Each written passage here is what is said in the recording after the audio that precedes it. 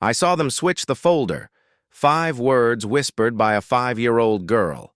5 words that would stop a billionaire in his tracks and expose a betrayal worth $9 billion. But here's what breaks my heart, and what makes this story so powerful. That little girl wasn't supposed to be there. She was the daughter of a cleaning lady sitting quietly in a corner trying to be invisible. And those 2 men in expensive suits, they never even glanced at her. They thought no one was watching. They were wrong. This is the true story of how the smallest voice in the room became the loudest, how a child's honesty saved thousands of families, and how one whispered truth changed everything, not just for a company, but for one man who'd forgotten how to see.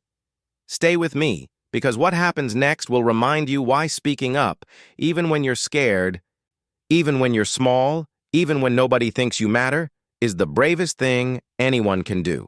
This is Lily's story, and it starts in the most unlikely place. Welcome to Voice of Granny. While you are here, please hit the subscribe button and comment your view on the story and where you're watching from. Let me tell you a story that will restore your faith in the power of honesty. It's about a little girl named Lily, just 5 years old, who changed the life of one of the richest men in the world. And she did it with just one sentence. This happened in downtown Los Angeles, in one of those massive glass towers that touched the clouds. The building belonged to Mitchell Enterprises, a company worth billions. Inside, everything was perfect. Marble floors so shiny you could see your reflection, expensive paintings on every wall, and people in suits rushing around looking important. But Lily didn't belong there. Not really. She was the daughter of a cleaning lady, a woman named Sarah who worked the night shift, scrubbing floors and emptying trash bins after everyone else went home. Sarah was a single mother who worked 3 jobs just to keep food on the table and a roof over their heads. Life wasn't easy, but she never complained. She taught Lily something simple but powerful. Always tell the truth, no matter what.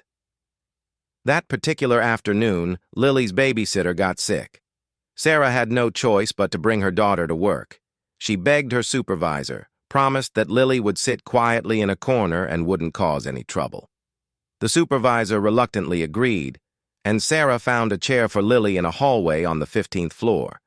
Far from where the important people worked, Lily sat there in her favorite red dress, her legs swinging because they couldn't reach the floor.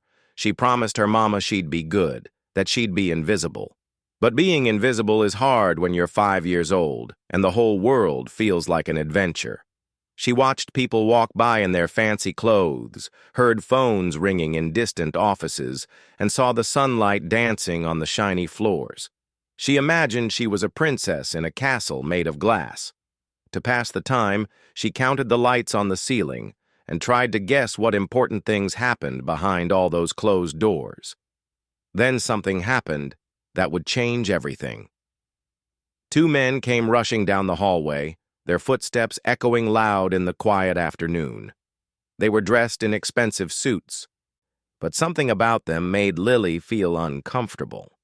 They kept looking over their shoulders like they were afraid someone might see them. One man was tall and nervous, constantly wiping sweat from his forehead. The other was shorter, holding a folder with a bright red stripe across it. Lily watched them, staying perfectly still. In her 5 years of life, she'd learned that adults didn't notice children when they wanted to hide. So she became a shadow, barely breathing, just watching. "Hurry up," the tall man whispered, his voice shaking. "He'll be back any minute." I know," the shorter one replied, opening the red folder with trembling hands. "This has to look perfect." Lily saw him pull out a stack of white papers and stuff them into his jacket pocket. Then he took out different papers. These ones were gray, and put them inside the folder instead. They worked fast, like they'd practiced this before. The shorter man closed the folder, and both of them took deep breaths. "Done," the tall one said. "He'll never know." They rushed past Lily without even glancing at her. To them, she didn't exist. She was just part of the furniture, invisible like her mama always was. But Lily's heart was pounding. She didn't understand exactly what she'd seen, but she knew it felt wrong.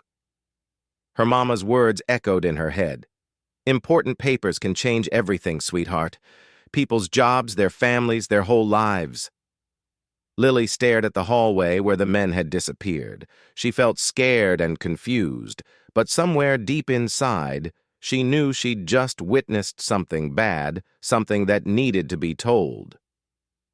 Minutes later, the elevator at the end of the hall made a soft, chiming sound. The doors opened and a man stepped out.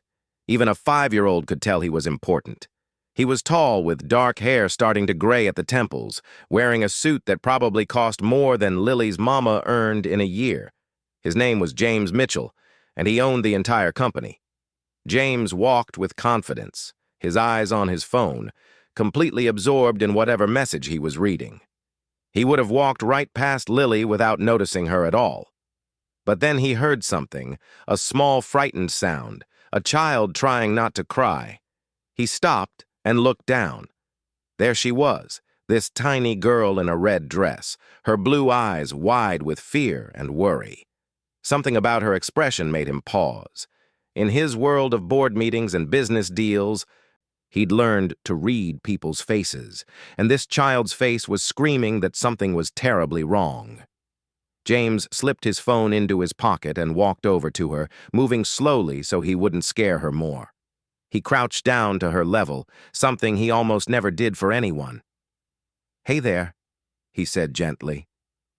"Are you okay?" Lily looked at him, and for a moment, she couldn't speak. This man seemed too important, too powerful. What if she got in trouble? What if no one believed her? But then she remembered her mama's voice. "Always tell the truth, baby girl. Always." Lily took a shaky breath, and in a voice barely louder than a whisper, she said the words that would change everything. "I saw them switch the folder, the one with the red stripe. They said you'd never notice." James Mitchell froze. Time seemed to stop, and in that moment, everything began to shift for him, for Lily, for everyone in that glass tower reaching toward the sky. James stayed perfectly still, processing what this little girl had just told him. His mind was racing, but his face remained calm. He built a billion-dollar empire by staying cool under pressure, by thinking 3 steps ahead. But nothing had prepared him for this moment. A child's whispered warning in an empty hallway. He lowered himself onto one knee so he could look directly into Lily's frightened eyes. "Sweetheart," he said softly, "can you tell me exactly what you saw?" Lily's hands gripped the edge of her chair. She was terrified, but something about this man's voice made her feel safer. "There were 2 men," she began, her voice shaking. One was really tall and kept looking around like he was scared. The other one had a folder with a red line on it. James's jaw tightened. He knew exactly which folder she meant. The red stripe marked confidential merger documents, papers he was supposed to sign in less than an hour. Papers that would finalize a deal worth $9 billion. "What did they do with the folder?" he asked, keeping his voice gentle, even though his heart was pounding. "They opened it," Lily continued, her words coming faster now, "and they took out the white papers and put them in a pocket. Then they put different papers inside, gray ones, and they said—" She paused, her eyes filling with tears. "They said you wouldn't find out." James felt ice run through his veins.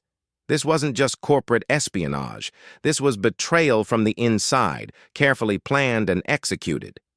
If Lily hadn't been sitting right there, if she hadn't been brave enough to speak up, he would have signed those forged documents without question.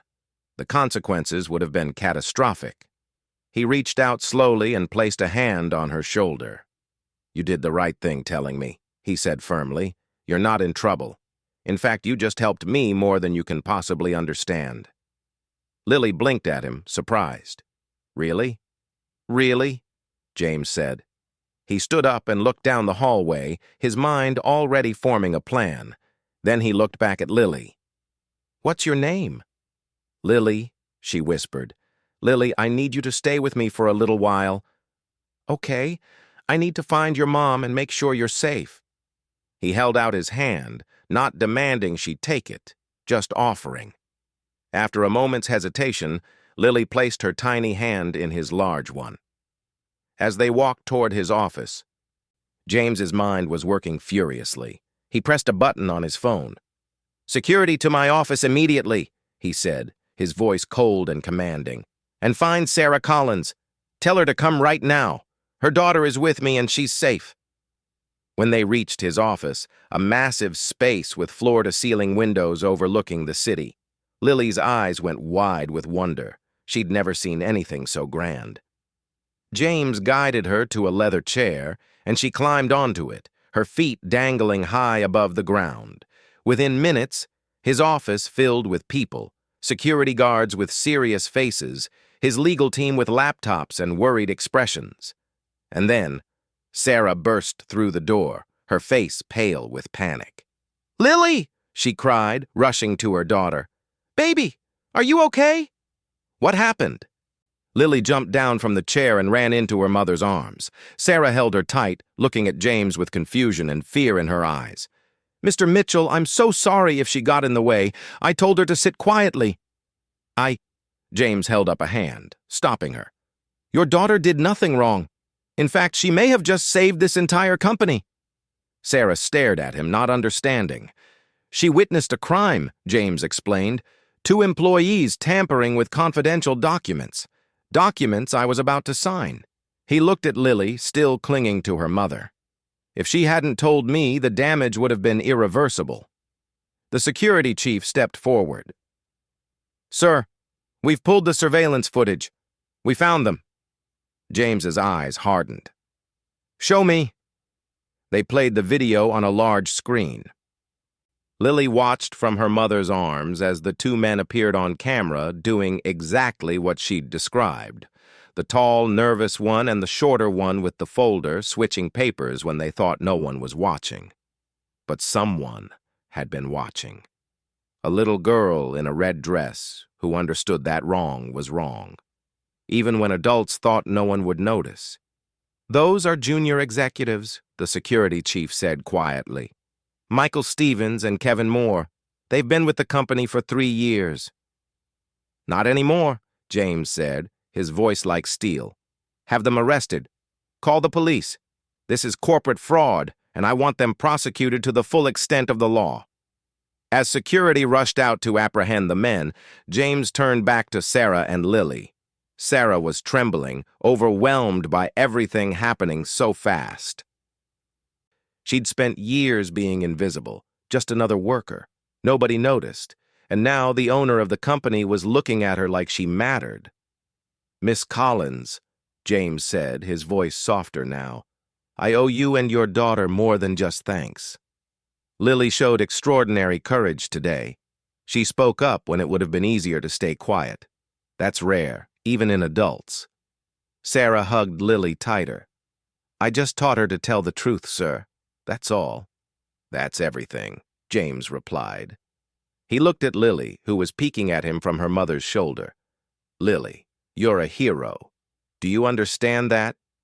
Lily shook her head, not understanding how she could be a hero when she'd just been sitting in a chair. James smiled, a real smile, the first genuine one in longer than he could remember.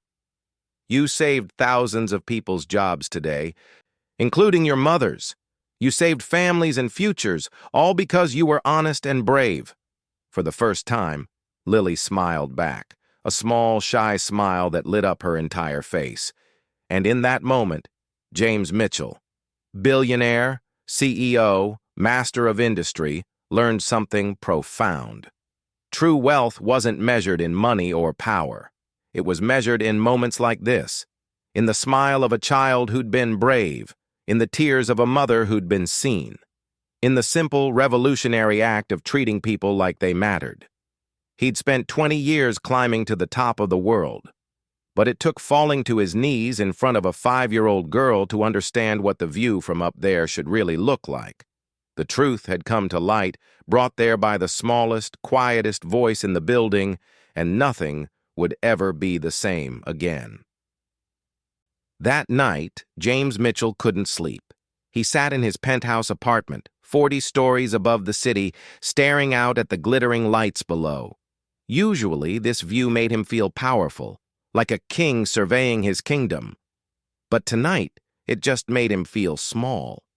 He kept thinking about Lily, about her frightened face and trembling voice, about how she'd been brave enough to speak up when two grown men with expensive suits and years of experience had been cowards, sneaking around and betraying everything they'd been trusted with.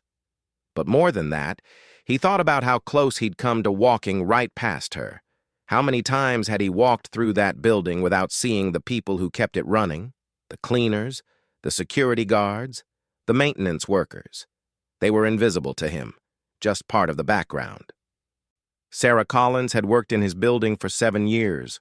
7 years. And until today, he'd never known her name. That realization hit him like a punch to the gut. He'd built his entire empire on being observant, on noticing details others missed, on staying 3 steps ahead. But somehow, he'd stopped seeing people. He'd stopped seeing anything except deals and dollars.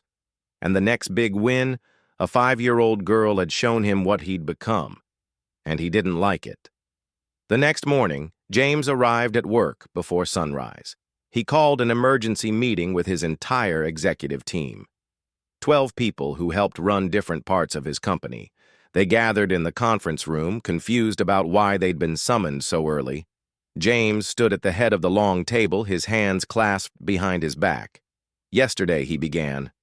This company almost collapsed. A $9 billion deal almost fell apart because 2 employees decided to commit fraud.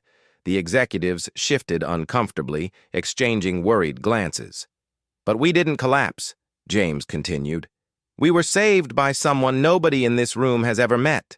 Someone who makes minimum wage cleaning our offices, or rather her 5-year-old daughter. He told them the story, every detail, the switched papers, Lily's quiet observation, her courage to speak up. Some of the executives looked skeptical. How could a child understand corporate documents? But James had the security footage, the evidence, the confession from the 2 men who'd already been arrested. Here's what haunts me, James said, his voice dropping lower. That little girl noticed something wrong because she was paying attention. She was sitting in our hallway, a place she never should have been, watching the world around her with clear eyes. Meanwhile, he gestured around the table, walk through this building every single day and see nothing. We don't see the people who keep these lights on, who keep these floors clean, who make sure we can do our jobs. The room was silent. That ends today, James declared. I want a full review of how we treat every single employee in this company. I want to know if people feel valued, if they feel safe speaking up, if they believe their voices matter. Because if a 5-year-old can save this company while we're too busy to notice, we're doing something fundamentally wrong. One executive raised a tentative hand. What do you want us to do about the Collins woman and her daughter? James had been waiting for this question. Sarah Collins gets a new contract. Full-time position, better hours, triple her current salary. Her daughter gets enrolled in our educational scholarship program, full coverage from now through college if she wants it. I'll personally oversee it, sir. Another executive spoke up carefully. That's very generous, but is it wise to set that precedent? Other employees might. Other employees might what? James interrupted, his voice sharp. Might expect to be treated with dignity. Might expect loyalty in return for their loyalty. Good. They should. He looked around the table, meeting each person's eyes. I started this company 20 years ago with nothing. Somewhere along the way, I forgot what that felt like. I forgot that every person in this building is someone's parent, someone's child, someone's whole world. Lily reminded me of that, and I'm not going to forget again. The meeting ended in uncomfortable silence. Some executives left inspired. Others left worried about what this shift in priorities might mean. But James didn't care. For the first time in years, he knew he was doing something right. Later that morning, he called Sarah and Lily back to his office. When they arrived, Sarah looked nervous, probably expecting him to take back everything he'd promised. People in her position had learned not to trust good news, but James had prepared something special. "Lily," he said, kneeling down to her level again, "I want to show you something." He led her to the window, the massive glass wall that overlooked the entire city. The morning sun was breaking through the clouds, painting the buildings in shades of gold and pink. "See all those buildings?" James asked softly. "There are people in every single one of them. Thousands and thousands of people. They're working, taking care of their families, trying to make their lives better. And yesterday, you helped me protect many of those people." Lily pressed her hands against the glass, looking out with wide eyes. "How?" "The papers those men switched would have caused something called a merger to fail," James explained, choosing his words carefully. "That's when two companies joined together. If it had failed the way they planned, a lot of people would have lost their jobs, but because you told the truth, we caught them in time. Everyone's safe now." "Oh," Lily breathed, processing this. Then she looked up at him with sudden concern. "Are you still sad?" James blinked, surprised by her perception. "Why do you think I'm sad?" "Because grown-ups who don't smile much are usually sad," Lily said simply. "My mama says some people forget how to be happy." Out of the mouths of babes, James thought. This child saw right through him. "You're right," he admitted. "I had forgotten. But you're helping me remember." Sarah watched this exchange with tears in her eyes. She'd never seen anyone powerful speak to her daughter like this. Like Lily's thoughts and feelings mattered just as much as anyone else's. James stood and turned to Sarah. "I meant what I said yesterday. Your new contract is being drawn up. You'll also have access to child care services, health insurance, and paid time off. Real paid time off, not the kind you're too afraid to use." Sarah's hand flew to her mouth. "Mr. Mitchell, I don't know what to say." "You don't need to say anything," James replied. "Your daughter already said everything that needed to be said. She told the truth when it mattered most. That's worth more than any business deal I've ever made." He reached into his desk and pulled out a small box. Inside was a silver necklace with a pendant shaped like a star. He handed it to Lily. "This is for you," he said, "to remind you that even the smallest light can shine in the darkness. You were that light for me, Lily. Don't ever stop shining." Lily held the necklace like it was made of diamonds, her eyes sparkling with joy. "It's the most beautiful thing I've ever seen," she whispered. And in that moment, James Mitchell, billionaire, CEO, master of industry, learned something profound. True wealth wasn't measured in money or power. It was measured in moments like this. In the smile of a child who'd been brave, in the tears of a mother who'd been seen, in the simple, revolutionary act of treating people like they mattered. He'd spent 20 years climbing to the top of the world, but it took falling to his knees in front of a 5-year-old girl to understand what the view from up there should really look like. Word spread through Mitchell Enterprises like wildfire, whispers in break rooms, conversations by the coffee machines, shocked exchanges in elevators. "Did you hear? The owner's daughter saved the company?" "No, not his daughter, a cleaner's kid, a 5-year-old. She saw something and spoke up. Everything's changing now." The story grew with each telling, becoming almost mythical. Some details got exaggerated, but the heart of it remained true. A little girl had done what grown men wouldn't do. She'd chosen honesty over silence. But the real changes happening at Mitchell Enterprises went deeper than gossip. James Mitchell started doing something he'd never done before. Walking through the building, not rushing to meetings or buried in his phone, but actually walking, stopping, talking to people. He learned names, asked questions, listened to answers. He met Robert, the 60-year-old security guard who'd worked the night shift for 12 years and never once called in sick. He met Margaret, who managed the mail room and knew every employee's name by heart. He met David, the maintenance supervisor, who'd been quietly fixing problems before anyone else noticed they existed. These people had been invisible to him. Now he saw them clearly, and he was ashamed it had taken so long. The executive team, following James's lead, began implementing real changes. Anonymous feedback systems where employees could voice concerns without fear. Better wages across the board, especially for support staff. A genuine open-door policy that meant something more than empty words. Some of the old guard executives resisted. "We're coddling people." One complained in a private meeting, "This isn't sustainable." James's response was swift and cold. "What's not sustainable is treating human beings like machines. If you can't adapt to that, there are plenty of other companies that will appreciate your outdated approach. This one isn't for you anymore."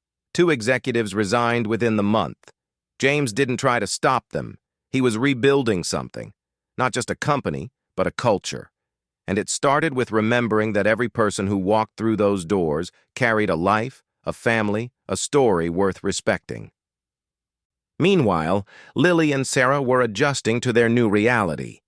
Sarah still couldn't believe it was real. She'd moved from night shifts to day shifts, working regular hours in a newly created role coordinating facilities management. The pay was more than she'd ever dreamed of earning.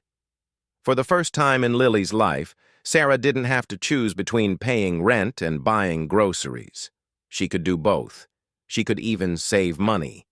The weight that had pressed on her shoulders for so long, the constant fear of one unexpected expense destroying everything, began to lift. Lily, for her part, handled the changes with the resilient adaptability of childhood. She'd started a special after-school program that the company provided where she could do homework, play, and just be a kid in a safe environment until her mama finished work. She made friends with other employees' children, turned the common area into an imaginary kingdom, and brought joy to a building that had forgotten what joy looked like. But the biggest change was in how people looked at her. They didn't look through her anymore. They saw her. They smiled. They said hello. Security guards high-fived her when she walked past. Executives waved from conference room windows. She'd become a symbol, proof that doing the right thing mattered, that speaking up could change everything. One afternoon, about a month after everything happened, James invited Lily to his office again. This had become a weekly ritual. She'd visit, they'd talk, and somehow those conversations with a 5-year-old gave him more clarity than most board meetings ever had. Lily bounced into his office wearing a yellow dress covered in sunflowers, her star necklace catching the light. "Hi, Mr. James," she called out cheerfully. She'd started calling him that after he told her. Mr. Mitchell felt too formal for friends. "Hello, Lily," James said, genuine warmth in his voice. "I have something to show you." He pulled up a presentation on his large computer screen. It showed graphs and numbers, but he'd added pictures to help Lily understand. "See this," he pointed to a chart. "This shows how many people work here." "Almost 3,000? Lily's eyes went wide. "That's so many." "It is," James agreed. "And because of what you did, because you were brave enough to tell the truth, all 3,000 of these people still have their jobs, they can still take care of their families, their kids can still go to school." "Do you understand what that means?" Lily thought about it carefully, her little face serious. "It means lots of mamas and daddies aren't worried." "Exactly," James said softly. "Lots of mamas and daddies aren't worried because of you." Lily looked down at her hands, then back up at him. "Mr. James, can I ask you something? Anything? Why didn't the other grown-ups see what I saw? Don't grown-ups see everything?" James felt that question hit him square in the chest. He thought about how to answer honestly without destroying a 5-year-old's faith in adults. "The truth is," he said slowly, "grown-ups sometimes stop paying attention. We get busy and tired. We start thinking we know everything, so we stop really looking. But you reminded me of something important. We should always keep our eyes open." We should always pay attention to what's really happening, not just what we expect to see. Lily nodded solemnly, as if accepting the responsibility of teaching adults how to see again. Lily, James continued, I'm going to tell you something I want you to remember forever. You're going to grow up, go to school, maybe go to college someday. You're going to meet all kinds of people, some kind, some not so kind, some honest, some not so honest. But I need you to promise me something. What? Lily asked, leaning forward. Promise me you'll always stay exactly who you are right now. Someone who tells the truth even when it's scary. Someone who speaks up when something's wrong. Someone who pays attention when others look away. The world needs more people like you, Lily. Don't let anyone convince you to be less honest, less observant, less brave. Okay. Lily's eyes were serious and thoughtful beyond her years. Okay, she said, I promise. They pinky swore on it, and James felt something settle in his chest, a sense of purpose he hadn't felt in years. He'd made billions of dollars, closed countless deals, built an empire. But helping this little girl understand her worth and protecting her innate goodness felt more important than all of it. As Lily skipped out of his office that day, chattering to her mother about the charts and graphs, James stood at his window overlooking the city. The sun was setting, painting everything in shades of orange and gold. He thought about how one moment, one child, one whispered truth had changed absolutely everything. The ripples were still spreading outward, touching lives in ways he was only beginning to understand. And for the first time in his adult life, James Mitchell felt something he'd almost forgotten existed. Hope. Not hope for profit margins or market share, but hope for something better, something real, something that mattered. All because a little girl in a red dress had refused to stay silent when silence would have been easier. 6 months passed. Los Angeles winter gave way to spring and the city bloomed with new life. But the biggest transformation wasn't in the trees or the weather. It was in the glass tower that housed Mitchell Enterprises. The culture shift that had started with Lily's brave words had taken deep root. Employee satisfaction scores had skyrocketed. Productivity was up. But more importantly, something intangible had changed. The building felt different, warmer, more human. People smiled at each other in elevators. They held doors. They remembered birthdays. They acted like a community instead of a collection of strangers competing for the same resources. James Mitchell walked through his company now and saw it with new eyes. He'd thought he was building something impressive before, a monument to success, a temple to ambition. But he'd actually been building something hollow, beautiful on the outside, empty on the inside. Now he was building something real, and it showed in unexpected ways. The cleaning staff no longer worked invisible night shifts. They were integrated into the day, their work valued and visible. The security team had been given raises and better training. The entire support staff structure had been redesigned to recognize that these weren't just background workers. They were the foundation everything else was built on. And people noticed. News outlets ran stories about the culture transformation at Mitchell Enterprises. Business schools wanted to study what James had done. Other companies tried to copy it, though most missed the point. You couldn't fake genuine respect for human dignity. You either believed people mattered or you didn't. James believed it now. Lily had taught him to believe it. On a bright Saturday morning in May, James did something unprecedented. He threw a company-wide celebration, not for investors or clients, but for employees and their families. He rented out an entire park, brought in food trucks and carnival games, hired musicians and face painters. 3,000 employees and their families showed up, transforming the green space into a sea of laughter and joy. James spent the day walking around, shaking hands, meeting people's children, learning their stories.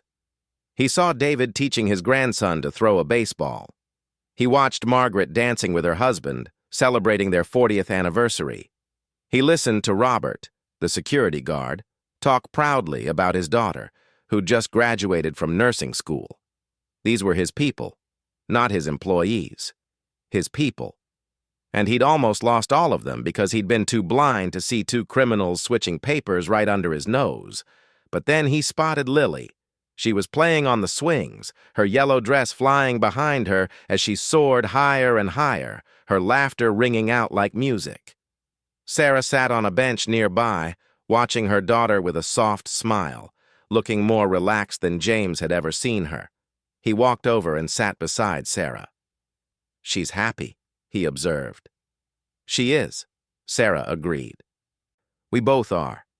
Mr. Mitchell, I still can't believe how much you've done for us. Sometimes I wake up thinking it's all a dream." "It's not a dream," James said. "It's what should have been happening all along. I'm just sorry it took so long for me to wake up and see it." Sarah looked at him thoughtfully. "Lily talks about you all the time. She thinks you're a superhero." James laughed, but it was tinged with humility. "I'm not the superhero in this story." "She is.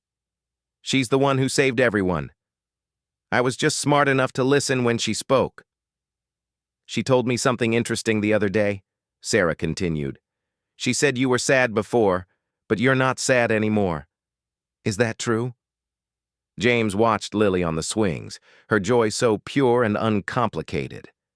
"Yeah," he said quietly. "It's true. I was sad for a long time without even realizing it. I thought success would fill something inside me, but it just made the emptiness bigger. Your daughter showed me what actually matters: people, connection, truth, the simple stuff I'd forgotten about while chasing complicated things." Sarah reached over and squeezed his hand. "Thank you for seeing her, for seeing us. Not everyone would have." "I almost didn't," James admitted. "I almost walked right past her that day. Sometimes I have nightmares about what would have happened if I had." "But you didn't," Sarah said firmly. "You stopped, you listened, you believed her. That's what matters." Lily jumped off the swing at the peak of its arc, flying through the air for one perfect moment before landing in the grass with a giggle. She spotted James and came running over, her face flushed with happiness. "Mr. James, did you see me? I went so high." "I saw you," James said, grinning. "You were flying." Lily plopped down on the grass in front of them, breathing hard from exertion and excitement. "This is the best day ever," she announced. "Everyone's so happy." "They are," James agreed. "And you know what? They're happy because of you." Lily tilted her head, confused. "Because of me?" "Because of you," James confirmed. "When you told the truth that day, you didn't just save the company. You reminded everyone here, including me, what really matters. You taught us to pay attention, to care about each other, to speak up when something's wrong. This whole day, all these happy people, it started with your courage." Lily thought about this, then smiled her brightest smile. "I'm glad I told you," she said simply. "So am I," James said. "More than you'll ever know." As the sun began to set over the park, painting the sky in shades of pink and orange, James stood at the edge of the celebration and watched his people, his community, laughing and playing and simply being together. Families, friends, colleagues who'd become something more than just co-workers. This was wealth. This was success. This was what the view from the top was supposed to look like. He thought about the version of himself from 6 months ago, the man who'd been so focused on deals and dollars that he'd forgotten to see the people making those deals possible. That man would have been horrified by this party, would have seen it as inefficient, unnecessary, a waste of resources. That man had been a fool. Lily appeared beside him, slipping her small hand into his large one. She didn't say anything, just stood there holding his hand and watching the sunset. "Lily," James said softly, "can I tell you something?" "Uh-huh." "You changed my life. You saved more than just my company. You saved me." Lily looked up at him with those clear, honest blue eyes. "You're not sad anymore." "No," James said, and realized it was completely true. "I'm not sad anymore. Good, Lily said matter-of-factly. Then she hugged his leg because that was as high as she could reach and ran off to play again. James watched her go. This little girl in a yellow dress who'd had the courage to speak truth to power, who'd trusted him enough to tell him something frightening, who'd reminded him how to be human again. The business world would remember this story as the time a major corporate fraud was prevented by an unlikely witness. The headlines would focus on the dramatic arrests, the near-miss disaster, the millions of dollars saved. But James would remember it differently. He'd remember the moment he stopped being a billionaire first and became a human being again. He'd remember learning to see the people who'd been invisible. He'd remember understanding, finally, that real leadership wasn't about being the smartest or the richest or the most powerful. Real leadership was about listening to a 5-year-old girl when she whispered that something was wrong and believing her enough to act. As night fell over the park and families began heading home, James felt something he hadn't felt in decades: contentment.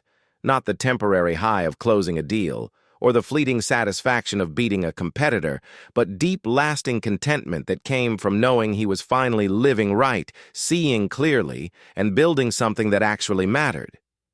All because one little girl refused to stay silent. All because she chose courage over comfort. All because she believed the truth was worth speaking, even when she was scared. Lily had saved everyone that day. But in saving everyone, she'd also saved one lost billionaire who'd forgotten how to see. And that made all the difference. Sometimes the smallest voice carries the